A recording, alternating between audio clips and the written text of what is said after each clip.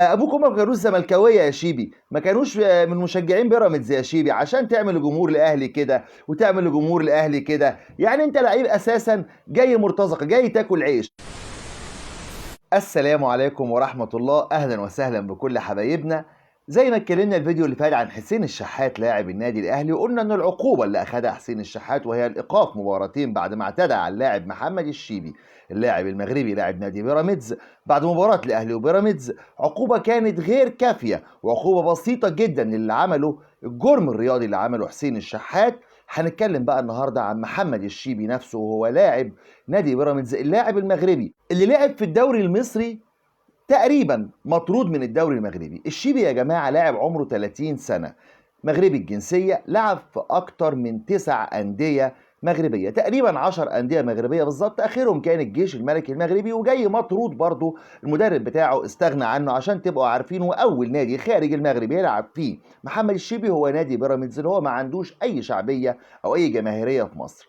ليه بتكلم عن محمد الشيبي؟ الشيبي لاعب مشاغب، لاعب مستفز، ليه اكتر من موقف هناك في المغرب، ومشي من اكتر من فرقه بنفس الطريقه، ان كان مشاكل مع زملائه او مشاكل في الملعب او المدرب بتاعه استغنى عنه.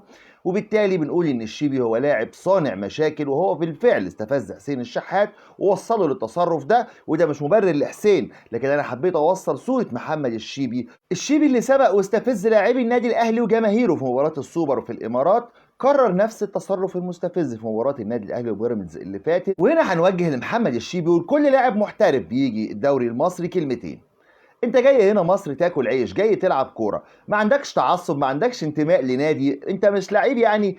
ابوك وامك ما كانوش زملكاويه يا شيبي، ما كانوش من مشجعين بيراميدز يا شيبي عشان تعمل جمهور لاهلي كده وتعمل جمهور لاهلي كده. يعني انت لعيب اساسا جاي مرتزقه، جاي تاكل عيش، فما انتش عندك الدوافع ولا عندك الحماس ولا عندك الانتماء لنادي بيراميدز او للزمالك عشان يكون عندك كل العداء ده للنادي الاهلي وجماهيره. فخليك انسان محترم، خليك جاي تلعب وتاكل عيش زي ما بنقول، انت او اي محترف جاي يلعب في الدوري المصري.